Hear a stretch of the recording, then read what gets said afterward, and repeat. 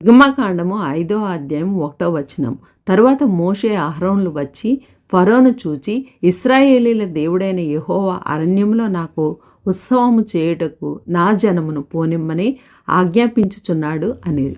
లోకం దృష్టిలో ఫరో అత్యంత శక్తివంతుడు, చక్రవర్తి. కానీ దేవుని దృష్టిలో ఆయన కేవలం ఒక సృష్టింపబడిన ప్రాణి మాత్రమే. ఫరో ముందు చివరికి నిలబడిన వ్యక్తి అలాంటి దృక్పథం గలవాడే.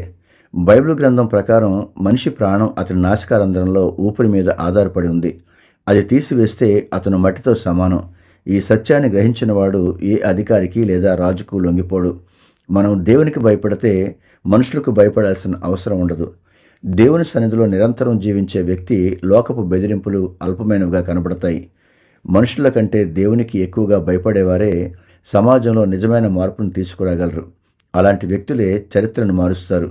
భారతదేశంలో మోషే వంటి మనుషులు దేవునికి అవసరం.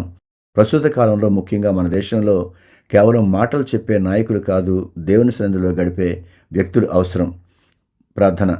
మనుషుల బెదిరింపులు లోబడకుండా కేవలం మీకు భయపడి మీ చిత్తాన్ని నెరవేర్చే ధైర్యాన్ని మాకు ప్రసాదించండి. దేవుని దృష్టిలో ఫరో అయినా ఏ అధికారి అయినా వారి ఊపిరి మీ చేతిలో ఉందని మేము గుర్తించేలా మా ఆత్మీయ నేత్రాలు తెరవండి. నీ నామ మహిమ కొరకు మమ్మల్ని వాడుకొనమని యేసుక్రీస్తు నామంలో ప్రార్థిస్తున్నాం తండ్రి. ఆమెన్.